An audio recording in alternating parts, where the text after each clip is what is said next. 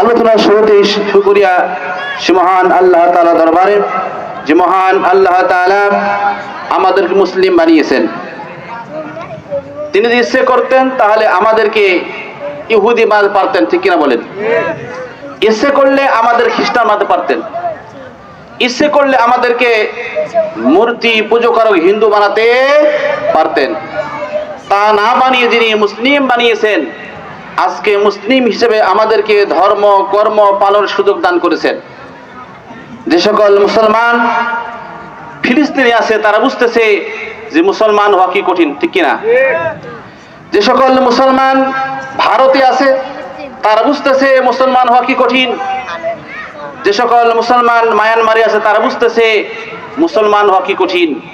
তাদের চাইতে যে আল্লাহ তাআলা ভালো রেখেছেন, ভালো রেখে তার দিন পালনের সুযোগ দান করেছেন, সে মহান আল্লাহ তাআলা দরবারে শুকরিয়া। সকলে বলছি আলহামদুলিল্লাহ। আমরা পড়ছি রব্বানা লাকাল হামদ হামদান কাসীরান তাইয়িবান মুবারাকান ফি। দরুদ সালাম বর্ষিত হোক বিশ্ব নবী, বিশ্ব নেতার শানে, যে মহান বিশ্ব তার আদর্শ মেনে নিলে দুনিয়াতে শান্তি আর আখিরাতে মুক্তির 100% গ্যারান্টি। যে মহান নেতা যেই বিষয়ে হা বলেছেন, শুধু হা বলেছেন, ওই বিষয়টা কিয়ামত পর্যন্ত বিশ্ববাসীর জন্য হালালে পরিণত হয়েছে। যে বিষয়টি না বলেছেন ওই বিষয়টি কিয়ামত পর্যন্ত সারা বিশ্ববাসীর জন্য হারামে পরিণত হয়েছে। সে মহান বিশ্ব তার শানে দুরূদ পড়ি, সকল বলি সাল্লাল্লাহু আলাইহি ওয়াসাল্লাম। আমার সম্মানিত ভাইরা, আপনারা এই কোরআনের তাফসীর মাহফিলে আসতে পেরে বসতে পেরে খুশি না বেজার? কথা বলেন, খুশি না বেজার? আমার ভাইরা, আল্লাহ তাআলার কোরআনের তাফসীর মাহফিলে এসে কোরআনের হক কথা শুনে খুশি হয়ে তারা ঈমানদার মুমিন যারা, ঠিক কিনা বলেন? আর কোরআনের মাহফিলে এসে কোরআনের হক কথা শুনে মন বেজার করে তারা মুনাফিক বেঈমান যারা, ঠিক কিনা? আমার ভাইরা, অনেকে মনে করতে পারেন যে বক্তা তো ছোট, ওয়াজ আর কি করবে। আমার বন্ধুগণ, অনেক সময় দেখা যায় যে ছোট মরিচে ঝাল বেশি হয়, কি ঠিক কিনা? আমার ভাইরা, বিড়ালের কাজ হলো ইঁদুর ধরা, বিড়াল ছোট হোক আর বড় হোক, কি বলেন? বিড়াল ছোট হোক আর বড় হোক আমরা দেখতে চাই না, আমরা দেখতে চাই যে বিড়াল ইঁদুর ধরতে পারে কিনা, ঠিক কিনা বলেন? আমার ভাইরা, বক্তা ছোট হোক আর বড় হোক এরা আমরা দেখতে চাই না, আমরা দেখতে চাই যে বক্তা কোরআন থেকে কথা বলতে পারে কিনা, ঠিক কিনা বলেন? আমার ভাইরা, সারা বাংলাদেশ ব্যাপী কোরআনের কথা বলি, কোন বাতিলকে ভয় করি না।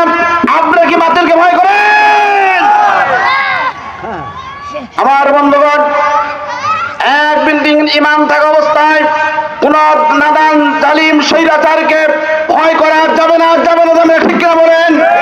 আল্লামা সাঈদ বলেছিলেন, 1 ঘন্টা বাঁচবো সিংহের মতো বাঁচবো, বিড়ালের মতো 1000 বছর বাঁচতে চাই না, ঠিক কিনা বলেন? আমার ভাইরা, কথা হবে কোরআন দিয়ে, কি দিয়ে? কথা হবে কোরআন দিয়ে। আমরা পরে কেসা কাহিনী আর বানানো কোনো ঘটনা শুনতে চাই না। বাংলার মানুষ আর করে কেসা কাহিনী শুনতে চায় না, বাংলার মানুষ এখন শুনতে চায় কোরআন, ঠিক কিনা বলেন? আমার ভাইরা, বাংলার মানুষ আর কোরআন তারা কিছু শুনতে চায় না। এই কোরআনের বিরুদ্ধে, ইসলামের বিরুদ্ধে, আলেমদের বিরুদ্ধে, নবী রাসূলদের বিরুদ্ধে কোন নাস্তিক জালিম শয়তান যদি কোনো কথা বলে, ওই ইচ্ছা হলে প্রয়োজনে তার জিহ্বা কেটে ফেলাবে, ঠিক কিনা বলেন? আমার বন্ধুগণ, এই কোরআনের জন্য প্রয়োজন আমরা জীবন দেব, প্রয়োজন আল্লামা সাঈদীর মতো অনন্তকাল জেলখানায় বন্দী থাকবো, প্রয়োজন আমরা শাহাদাতের নজরানা পেশ করব, তারপর কোরআনের আন্দোলন ছাড়বো না, ঠিক কিনা বলেন? রাজি আছেন যারা? 2 হাত আল্লাহ দেখান তারা। আমার বন্ধুগণ, আমি বলতেছিলাম কোরআনের হক কথা শুনে খুশি হয় তারা ঈমানদার মুমিন যারা, আর কোরআনের হক কথা শুনে মন বেজার করে তারা মুনাফিক বেঈমান যারা। রব্বুল আলামিন কোরআনুল কারীমের 15 নম্বর পারা 17 নম্বর সূরা, সূরার নাম বনি ইসরাইল, আয়াত নাম্বার 82। রব্বুল আলামিন বলেন, وَنُنَزِّلُ مِنَ الْقُرْآنِ مَا هُوَ شِفَاءٌ وَرَحْمَةٌ لِّلْمُؤْمِنِينَ।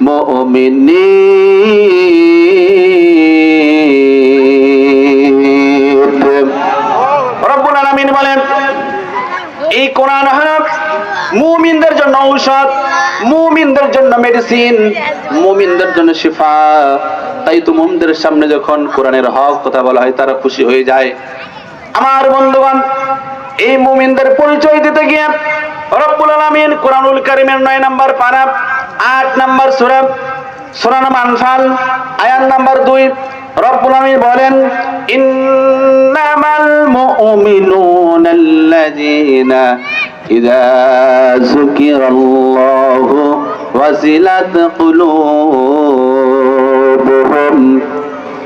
ওয়া ইযা তুলিয়াত আলাইহিম আয়াতুহু زادتهم إيمانا وعلى ربهم يتوكلون।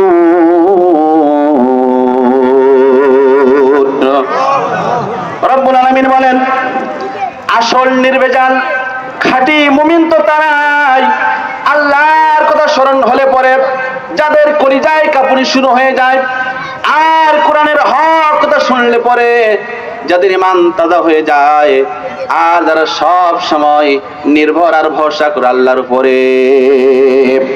আমার বন্ধুগণ, আমরা সব সময় নির্ভর আর ভরসা করি কার উপরে? কথা বলেন, কার উপরে? আমরা দুনিয়ায় কোন মানুষের প্রতি নির্ভর করি না, কোন নেতার উপর নির্ভর করি না, কোন মেম্বার চেয়ারম্যানের প্রতি নির্ভর করি না, ঠিক কিনা বলেন? আমরা সব সময় নির্ভর আর ভরসা করি কার উপরে? আমার বন্ধুগণ, আমরা একথা বিশ্বাস করি, আমাদের মুনিব, আমাদের মালিক যদি আমাদের মৃত্যু মানুষের হাতে লিখে রাখেন, তাহলে দুনিয়ার কোন মানুষ আমাকে বাঁচাতে পারবে না। আর আমাদের মালিক, আমাদের মুনিব যদি আমার মৃত্যু মানুষের হাতে লিখে না রাখেন, তাহলে হাজারো চেষ্টা করেও আমাকে দুনিয়ার কোন মানুষ মারতে পারবে না, ঠিক না? এই নির্ভর, এই ভরসা আমাদের আছে না নাই? তাহলে মুমিন যারা, তারা সব সময় নির্ভর আর ভরসা কার উপরে? আমার বন্ধুগণ, এরা কোরআনের কথা শুনলে তাদের ঈমান তাজা হয়ে যাবে, আর আল্লাহর কথা স্মরণ হলে পরে তারা, তাদের কলিজা কাঁপুনি শুরু হয়ে যাবে, আর সব সময় তারা আল্লাহর উপরে ভরসা করবে। আর প্রখান্তরে যারা মুনাফিক বেঈমান, তাদের সামনে যখন কোরআনের হক কথা বলা হবে, তখন তাদের কলিজা আগুন ধরে যাবে, ঠিক কিনা বলেন? আমার বন্ধুগণ, রব্বুল আলামিন বলেন, ওয়ালা ইয়াজিদুজ জালিমিনা ইল্লা খাসারা। রব্বুল আলামিন বলেন, যখন জালিমদের সামনে, স্বৈরাচারদের সামনে যখন কোরআনের হক কথা বলা হয়, তখন তাদের কলিজা আগুন ধরে যায়, ঠিক কিনা বলেন? এই জন্য তারা কোরআন মাহফিল বন্ধ করে দেয়, এই জন্য তারা আলেমদেরকে ধরে জেলখানায় বন্দী করে, ঠিক কিনা বলেন? আমার ভাইরা, এটা প্রমাণ হয়েছে, প্রমাণ হয়ে গেছে, কোরআনের হক কথা বললে সহ্য করতে পারে না যারা, আলেমদেরকে জেলখানায় বন্দী করে যারা, আলেমদেরকে ফাঁসিতে দেয় যারা, এরাই হলো নব্য যুগের নব্য আবু জেহেল, আবু লাহাব, ঠিক কিনা বলেন? আমার বন্ধুগণ, তাহলে ইমানদার যারা, এরা কোরআনের হক কথা শুনলে কি হবে? খুশি হয়ে যাবে। আর যারা মুনাফিক বেঈমান, এদের সামনে যখন কোরআনের হক কথা বলা হবে, এরা রাগান্বিত হবে, এদের কলিজা আগুন ধরে যাবে, ঠিক কিনা বলেন? এই পৃথিবীতে যত দিন ধর্ম আছে, যত মতবাদ আছে, আল্লাহ তাআলার কাছে আল্লাহ তাআলার প্রিয় দ্বীনের নাম হলো ইসলাম, ঠিক কিনা বলেন? আল্লাহ রাব্বুল আলামিন কোরআনুল কারীমের 3 নম্বর পারা 3 নম্বর সূরা, সূরা নাম ইমরান, আয়াত নাম্বার 19, রব্বুল আলামিন বলেন, ইন্নাদ-দীনা ইনদাল্লাহিল ইসলাম। রব্বুল আলামিন বলেন, নিশ্চয় আল্লাহ তাআলার কাছে, আল্লাহ তাআলার মনোনীত দ্বীনের নাম হলো ইসলাম। আমার বন্ধুগণ, ইসলাম আছে যেখানে শান্তি আছে সেখানে, ঠিক কিনা? ইসলাম নাই যেখানে শান্তি নাই সেখানে, ঠিক কিনা বলেন? আজকে আমাদের পরিবার থেকে শুরু করে পার্লামেন্ট পর্যন্ত শান্তি আছে নাকি বলেন? কেন নাই? ইসলাম নাই, ঠিক কিনা? ইসলাম না থাকার কারণে পরিবার থেকে শুরু করে পার্লামেন্ট পর্যন্ত শান্তি নাই, ঠিক কিনা? এই জন্য শুরুতে একটি উদাহরণ দিতে চাই, যদি আপনাদের অনুমতি পাই, দেব নাকি ভাই? আমার বন্ধুগণ, এক বাড়িতে আছে আগুন, বাড়ির মালিক চিৎকার করছে আর বলছে, ভাই বাঁচান, ভাই বাঁচান, ভাই বাঁচান। কার কাছে গিয়েছে, নিয়ে আসেন, আমার বাড়ির আগুনটা নিভিয়ে দেন। এই চিৎকার শুনলে এক শ্বশুর লেবার তোষক নিয়ে জামাই বাড়িতে যাচ্ছে, জামাইকে দান দিবি। হঠাৎ শুনলো, বাঁচান বাঁচান বাঁচান, কার কাছে কি আছে, নিয়ে আসেন, আমার বাড়ির আগুনটা নিভিয়ে দেন। এই চিৎকার শুনে শ্বশুর করলো না আর দেরি, আগুন নিভানোর জন্য লেবার তোষক নিয়ে চলে গেল তাড়াতাড়ি। এবার লেপ তোষক আগুনে ফেলে দিল। আপনারা বলে আগুন কি নিভলো? কথা বলে আগুন কি নিভলো? আমার বন্ধুগণ, ছিল এক তেলের দোকানদার, পেট্রোল, অকটেন, ডিজেল, কেরোসিনে যাচ্ছিল। হঠাৎ শুনলো, বাঁচান বাঁচান বাঁচান, কার কাছে কি নিয়ে আসেন, আমার বাড়ি আগুনটা নিভিয়ে দেন। এই চিৎকার শুনে ওই তেলের দোকানদার করলো না রে দেরি, আগুন নিভানোর জন্য তেল নিয়ে চলে গেল তাড়াতাড়ি। এবার তেল আগুনে ফেলে দিল। আপনারা বল আগুন কি নিভলো? ছিল এক বুড়ি মাথা নিয়েছে খড়ি।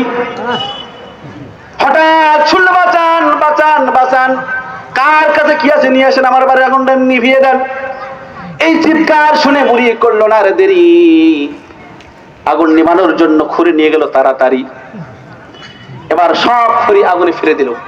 আপনারা বলে আগুন কি নিভলো? আমার বন্ধুগণ, লেপ তোষক, তেল আর খড়ি দিয়ে আগুন নিভে না, বড় আগুন বাড়ে, ঠিক কিনা বলেন? আমার ভাইরা, এই আগুন নিভাতে হলে দুইটি জিনিসের প্রয়োজন, একটি হলো পানি আর বালি, ঠিক কিনা?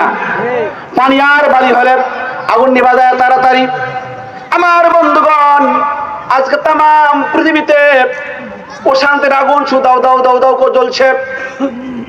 মানুষের বানানো আয়নার মতবাদ দিয়ে লেনিন, কালমার্ক্স আর আব্রাহাম লিঙ্কনের বানানো আয়নার মতবাদ দিয়ে যারা এই সমাজের অশান্তির আগুন নিভানোর জন্য চেষ্টা করছে, আল্লাহর কসম, অশান্তির আগুন নিভাতে পারে না, বরং প্রতিটি মুহূর্তে অশান্তির আগুন শুধু দাও দাও দাও দাও করে চলছে, ঠিক কিনা বলে? এই অশান্তির আগুন নিভাতে হলে দুটি জিনিসের প্রয়োজন, একটি হলো কোরআন আর একটি হলো হাদিস। আল্লাহ রাসূল বলছেন, তারাকতু ফিকুম আমরাইন লান তাদিল্লু মা তামাসসাকতুম বিহিমা, কিতাবাল্লাহি ওয়া সুন্নাতুর রাসূল। আল্লাহ রাসূল বলছেন, আমি তোমাদের কাছে দুটি জিনিস রেখে গেলাম, যতদিন পর্যন্ত তোমরা এই দুটি জিনিস আঁকড়ে ধরবে, ততদিন পর্যন্ত তোমরা শান্তিতে ভুগবে না, তোমাদের মধ্যে কোনো অনৈক্য সৃষ্টি হবে না, তোমরা কোনো ক্ষতিতে পড়বে না। এই দুটি জিনিস হলো কোরআন আর সুন্নাহ। আমার বন্ধুগণ, আজকে কোরআন আর সুন্নাহ বাদ দেওয়ার কারণে, এগুলি বাদ দিয়ে মানুষের বানানো আইনের মত বাদ দিয়ে সমাজে শান্তি দেওয়ার চেষ্টা করার কারণে শান্তি তো নাই, বরং শান্তি আগুন শুধু দাও দাও দাও দাও করে চলছে, ঠিক কিনা বলে? আমার বন্ধুগণ, আমরা সমাজে, বিশেষ করে বাংলাদেশে, আমরা অনেক শাসন দেখেছি। আমরা শাসন দেখেছি চাচার, শাসন দেখেছি আমরা বাবার, শাসন দেখেছি আমরা বাবার মেয়ের, শান্তি দিতে পারে নাই। আমাদের সব শাসন দেখা শেষ, আগামীতে কোরআন মারার বাংলাদেশ, ঠিক কিনা বলে? আমরা আগামীতে কোরআনের শাসন দেখতে চাই। আমরা আর মানুষের বানানো আইনের মতবাদের শাসন দেখতে চাই না, ঠিক কিনা বলেন? আমার বন্ধুগণ, এই কোরআনের শাসন আমাদেরকে কায়েমের জন্য যার যা আছে প্রয়োজনে তাই নিয়ে সমাজে বের হতে হবে। আর যারা ইসলামের বিপক্ষে কথা বলেছিল, কোরআনের বিপক্ষে কথা বলেছিল, তারা তাদেরকে আর ক্ষমতায় আসতে দেওয়া যাবে না, ঠিক কিনা বলেন? আমার বন্ধুগণ, আল্লাহ নবীর সাহাবী নাম হলেন খুবাইব ইবনে হাদি রাদিয়াল্লাহু তাআলা আনহু। বদরের ময়দানে অসংখ্য কাফেরকে তিনি জাহান্নামে পাঠিয়ে দিয়ে কাফেরদের কাছে তিনি বন্দী হয়ে গেলেন।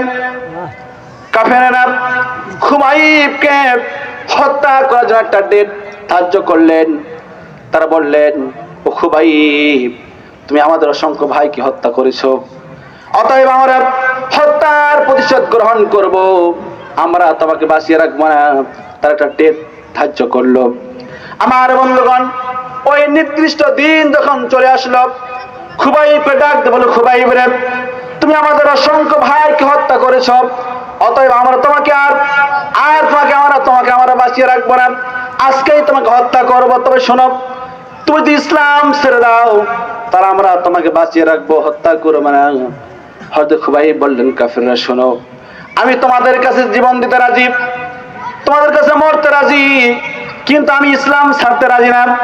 আমার বন্ধুগণ, এক পর্যায়ে কি করলো কাফিরেরা, খুবাইবের ডান হাত কেটে নিল, দরদর দরদর করে রক্ত পড়া শুরু হয়ে গেল। বাম হাত কেটে নিল, দরদর দরদর করে রক্ত পড়া শুরু হয়ে গেল। ডান আর বাম দুই হাত কেটে নিল, শুধু জীবনটা বেঁচে আছে। ডাক দিয়ে বলল, খুবাইব, এখন পর্যন্ত তোমার জীবনটা বেঁচে আছে, তুমি ইসলাম ছেড়ে দাও আমরা তোমাকে বাঁচিয়ে রাখবো, হত্যা করবো না, এখন পর্যন্ত সময় আছে। হযরত খুবাইব ইবনে হাদিব রাদিয়াল্লাহু তাআলা আনহু ডাক দিয়ে বললেন, ও মক্কার কাফিররা শোনো, তোমরা যে আমাকে হত্যা করে আমার শরীরের গোশতগুলো টুকরো টুকরো করে শেষ করে দাও, ও মক্কার কাফিররা কথা দিলাম আমি ইসলাম ছেড়ে দেব না। আমার বন্ধুগণ, এক পর্যায়ে কি করলাম, খুবাইবকে তারা হত্যা করে দুনিয়া থেকে বিদায় করে দেয়া দিলাম, ইসলাম ছেড়ে দিলাম। আমার বন্ধুগণ, এর নাম হলো মুসলমান, এর নাম হলো ইমানদার, ঠিক কিনা বলেন? আজকে আমরা 5 প্যাকেট বিড়ি হলেই 500 টাকা হলেই মুসলমানকে কিনা যায়, ঠিক কিনা বলেন? আমরা কেমন মুসলমান, 500 টাকা পেলেই 5 প্যাকেট বিড়ি পেলেই আমরা স্লোগান দেব, অমুক ভাই তমুক ভাই, ভাল্লুক ভাই ভাল্লুক ভাই। ভাল্লুক ভাইয়ের চরিত্র, নামাজ নাই, 1 ওয়াক্ত, বিড়ি খায় 5 ওয়াক্ত, আছে না নাই? আবার কিছু লোক স্লোগান দেয়, আমরা হলাম অমুক নেতা, অমুক সেনা, ভয় করি না, বুলেট বোমা, আছে না নাই? আমরা স্লোগান দেই, আমরা হলাম রসুল নেতা, ভয় করি না, বুলেট বোমা, ঠিক কিনা? রক্ত দিয়েছি, আবার রক্ত দিব, তারপরও বাংলার জমিনে কোরআনের রাজ আমরা কায়েম করেই ছাড়ব। আমার বন্ধুগণ, সেদিন ওই মক্কার কাফেরগুলো খুবাইবকে হত্যা করলো।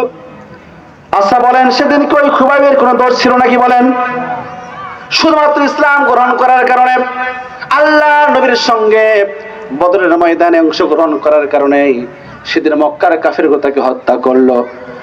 আজ বাংলার জমিনে যার কথা শুনে হিন্দুরা মুসলমান হলো, খ্রিস্টানেরা মুসলমান হলো, বেধর্মীরা ধর্মের মাথা লাথি দিয়ে মুসলমান হয়ে গেল। আল্লামা সাঈদী, এই আল্লামা সাঈদীর কোনো দোষ নাই, শুধুমাত্র ইসলামের কথা বলার কারণে, শুধুমাত্র কোরআনের হক কথা বলার কারণে বাংলার জালিম স্বৈরাচার তাকে ধরে 13টি বছর জেলখানা বন্দি রাখলো। এরপরে কৌশল করে তাকে হত্যা করে দুনিয়া থেকে বিদায় করে দিল, ঠিক কিনা বলেন? আমার বন্ধুগণ, সে যুগে আল্লাহ রসুলের সঙ্গে, সাহাবীদের সঙ্গে বিরোধিতা করেছিল যারা, আজকেও আলেমদের সঙ্গে, ইসলামের সঙ্গে বিরোধিতা করে তারা, ঠিক কিনা বলেন? আমার বন্ধুগণ, বুঝাতে চাচ্ছিলাম, ইসলাম মানতে পুরাটাই অর্ধেকটা বলেন, ইসলাম মানতে পুরাটাই অর্ধেকটা। আমরা যখন ভাত খাই অর্ধেক খাই না পুরা খাই, যখন আমরা গোসল করি অর্ধেক করে পুরাটা করি, যখন আমরা সাফ করি অর্ধেক করে পুরাটাই করি, পায়খানা করার সময়, ঘুমানোর সময়, সব পুরাটাই করি, ঠিক কিনা বলেন? ইসলাম মানতে পুরাটাই